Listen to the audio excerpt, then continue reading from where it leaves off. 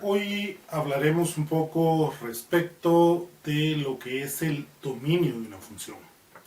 El dominio de una función no es otra cosa más que todos aquellos valores de x que introducimos dentro de esta función y estos nos da pues como resultado un valor de f de x. Podemos decir entonces que van a ser todos aquellos valores de x por los cuales podemos o están dados dentro del valor de dominio de nuestra función y podemos por ende evaluar nuestra función respecto de ese valor y por ende pues nos va a dar cada uno de estos valores un resultado de f de x. Vamos a tener dos tipos de dominio principalmente, un dominio que es explícito. ¿Cómo podemos tener un dominio que es explícito? Bueno, en un momento dado para esta función puedo decir que el dominio de la función va a estar conformado por todos aquellos valores que son menores o iguales que es donde 0 es menor o igual que x, menor o igual que 4. En ese sentido, pues estoy diciendo que la cantidad de valores o la cantidad de elementos que puedo sustituir o evaluar dentro de esta función van a estar dados todos dentro de los valores que van desde 0 hasta 4. Por supuesto, esto estamos estableciendo acá un dominio de forma explícita en el cual pues entonces no puedo utilizar para evaluar en esta función valores que estén fuera de este dominio particular. El problema que tenemos acá es qué hacemos cuando no tengo un dominio explícito. ¿Para qué valores puedo evaluar mi función? Cuando no tengo un dominio explícito, pues entonces voy a decir por convención que los elementos del dominio algebraico de esta función van a ser todos aquellos valores reales por los cuales al sustituir dentro de mi función f de x, el valor de x o el valor de la variable, pues me van a dar como resultado otro número real. Es decir, son el conjunto de todos los números reales que al evaluarse dentro de mi función me dan como salida pues otro número real. De esa manera podemos establecer el dominio algebraico de esta función.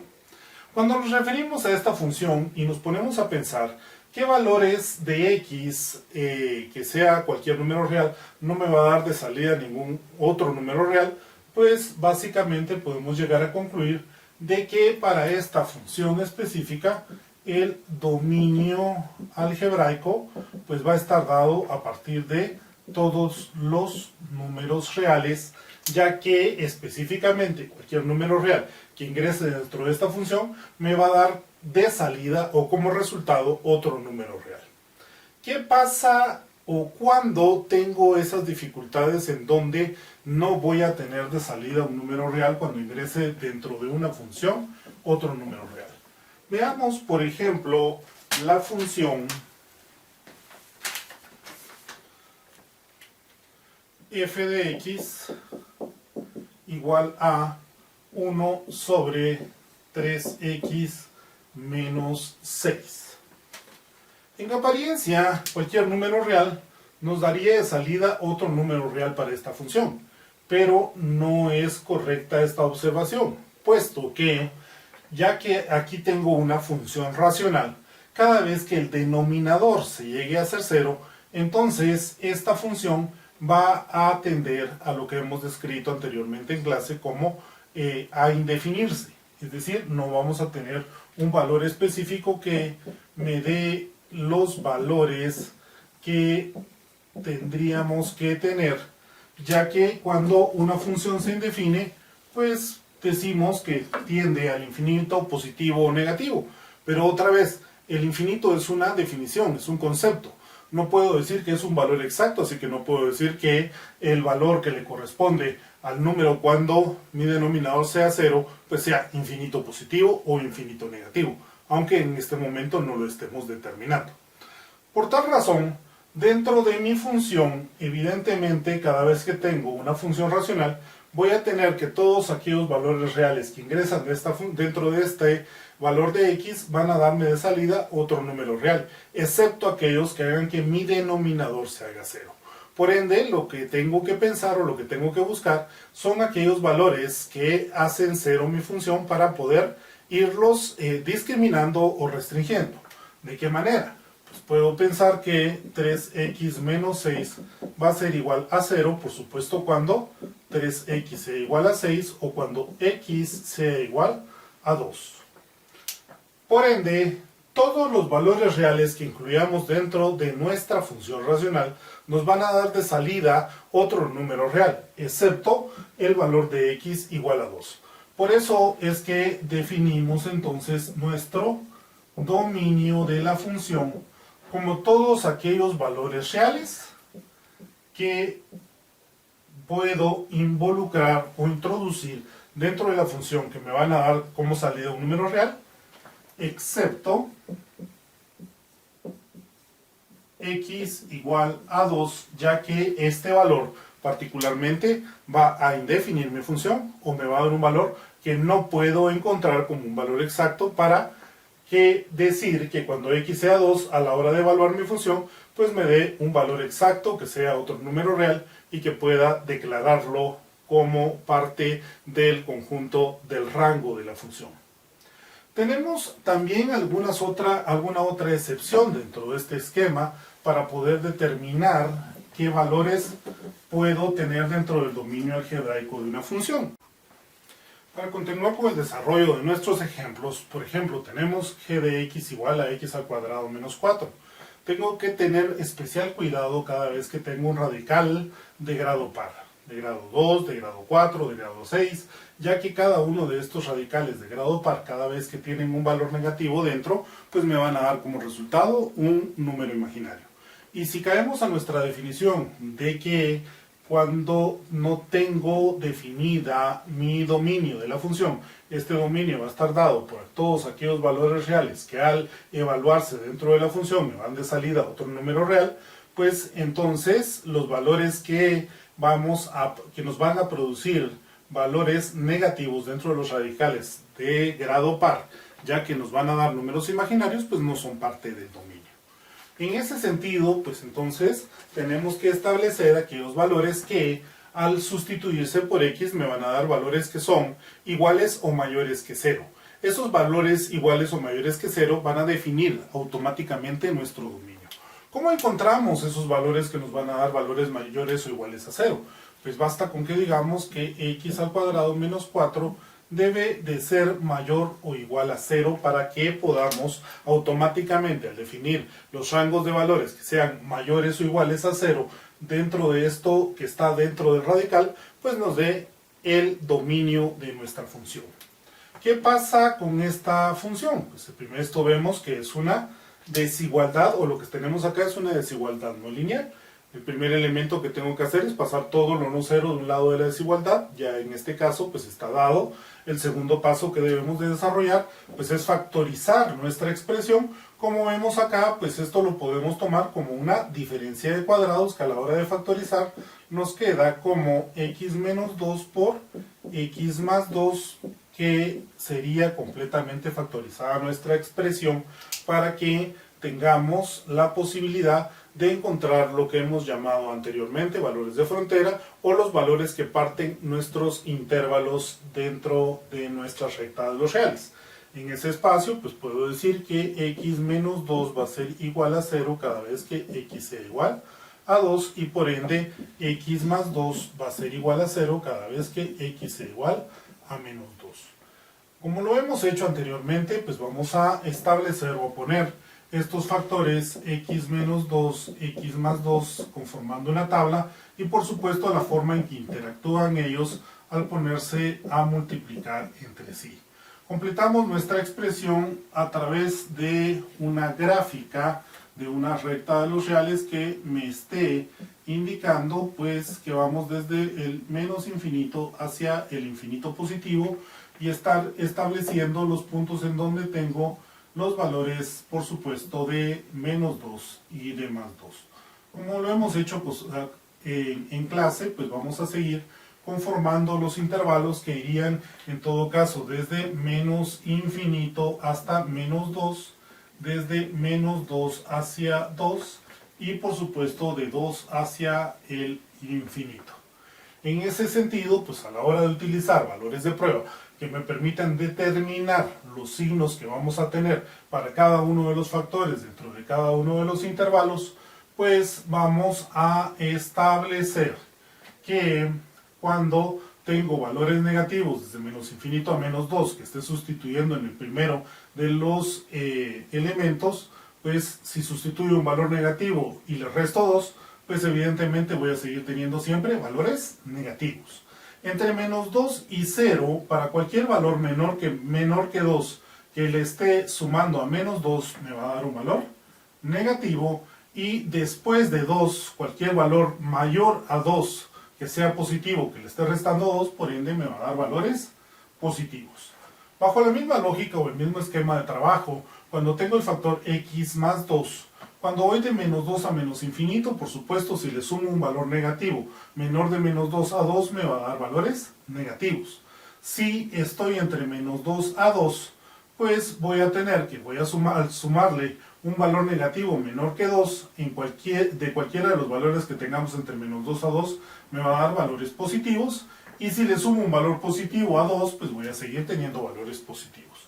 Por ende, como resultado, pues cuando digo menos por menos va a ser más, o menos por más va a ser menos, o más por más va a ser menos.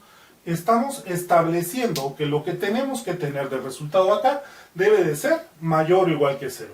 Como es mayor o igual que 0, entonces evaluamos los puntos que nos están partiendo nuestros intervalos o los valores de frontera, como les hemos llamado anteriormente, para saber si menos 2 y 2 son parte del intervalo de solución. Por supuesto, si sustituyo menos 2 en esta expresión, menos 2 más 2 va a ser 0, y menos 2 más menos 2 nos va a dar menos 4, pero menos 4 por 0 pues va a ser 0. Entonces vamos a determinar que es mayor o igual a 0, por supuesto. Si sustituyo 2 en este otro factor, pues me va a dar 0 multiplicado por cualquier valor que tenga este factor, va a ser igual a 0. Por ende, los elementos extremos o los valores extremos de cada uno de mis intervalos los debo de tomar en cuenta dentro de mi solución que debería de ir, ya que los valores positivos, que son mayores que 0, van a establecerse desde el infinito negativo hasta menos 2 y desde 2 yendo hacia el infinito positivo. Por ende, mi intervalo solución, que se convierte también en el dominio de la función, el dominio algebraico de esta función, ya que van a ser todos aquellos valores que al sustituirlos dentro de este valor de x me van a dar valores positivos o valores que son iguales a 0, y a la hora de aplicarse el radical me van a dar entonces números reales que son factibles o que son específicos para poderse tomar como salidas de un dominio real, que me da entonces como salida otro número real. El dominio de la función estaría dado entonces desde menos infinito hasta menos 2, unión 2 hasta el infinito. Si tomásemos cualquier valor intermedio que está entre de menos 2 a 2, seguramente entonces acá nos daría valores negativos, y esos valores negativos pues tendrían que darse a la hora de operarse la raíz cuadrada o entenderse como números irracionales, como números imaginarios o como números complejos. Por ende, si son números imaginarios o son números complejos, pues no nos van a dar una entrada dentro de esos valores que están por encima de menos 2 y por debajo de 2, valores que sean reales, y los tenemos que descartar. El dominio algebraico de mi función está dado entonces por todos aquellos valores que al sustituirse o al evaluarse a partir de x, o que tengamos como entrada x, nos van a dar como salida un g de x, que también es un número real, y están dados por los elementos que tenemos en esta función particular. Continuando con los ejemplos que podemos proporcionar o que podemos establecer, tenemos por ejemplo entonces una función un poquito más compleja dentro del espacio de su evaluación. Por ejemplo, tendríamos la función g de x, que es igual a la raíz cuadrada de x partido 2x al cuadrado más x menos 1. La complejidad aquí radica en que no solo tengo una función racional en donde cualquier valor que haga 0 el denominador no puede ser parte del dominio de mi función, sino que también cualquier valor que haga o que haga que x, que es el valor que está dentro del radical, sea negativo, pues me va a dar por ende un número complejo. Si sigo estableciendo ese espacio y sigo ratificando que el dominio algebraico de esta función va a estar puesto por todos aquellos elementos o todos aquellos valores de x que al entrar dentro de esta función me van a dar de salida un número real, pues entonces debo de establecer que los valores o números reales de x que entran dentro de mi función tienen que necesariamente darme de salida otro número real. Por supuesto, para poder analizar la parte del radical, basta con decir que necesitamos que x sea mayor o igual que 0. ¿Para qué valores x va a darnos entonces un número real desde la perspectiva del radical? Para todos aquellos valores x que sean mayores o hasta iguales a 0. Con el denominador tengo que establecer también cuáles son los valores que hacen que mi denominador se haga 0. Con ese espacio pues puedo decir que 2x al cuadrado más x menos 1 va a ser igual a 0 cuarto. Bueno, podemos factorizar esta expresión. Empecemos generando la factorización de la expresión diciendo que, o construyendo dos factores que vamos a terminar igualando a 0. En este espacio, pues he multiplicado 2 por 1 que me va a dar 2. Tengo entonces que dividir también la expresión dentro de 2. ¿Qué valores voy a tener acá que al sumarse algebraicamente me den 1 y que al multiplicarse me den 2? Pues podemos completar este espacio de la siguiente manera con el número 2 y 1.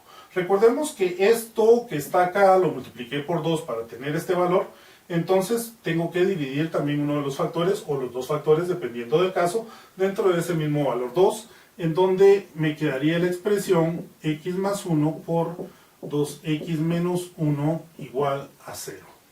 Como de costumbre, tratamos de comprobar que esta factorización sea correcta al decir que x por 2x va a ser 2x al cuadrado, x por menos 1 me va a quedar como menos x, 1 por 2x va a ser 2x menos 1x, me va a quedar el valor de x, más por menos da menos y 1 por 1 es 1, para corroborar nuestra factorización. Ahora, ¿en qué momento cada uno de estos factores va a hacerse 0? ¿Por qué? Porque al momento de que podamos obtener los valores en donde cada uno de estos factores se hace 0, van a ser los valores que también al sustituirse dentro de mi función racional van a hacer que mi denominador se haga 0. X más 1 va a ser igual a 0 cuando x sea igual a menos 1 y 2x más menos 1 van a ser igual a 0 cuando 2x sea igual a 1 o que x sea igual a 1 medio. Observemos estos elementos. Recordemos que desde un principio dijimos que no podemos incluir dentro del dominio valores que sean negativos. ¿Por qué? Porque esos valores que sean negativos harían que mi valor de la raíz de x pues me dé números imaginarios o números complejos. Por ende estoy excluyendo todos aquellos valores negativos y estoy tomando dentro del dominio solo los valores que van desde 0 hacia el infinito. Por ende, el dominio de la función deberá de incluir todos aquellos valores que van desde 0 hacia el infinito positivo.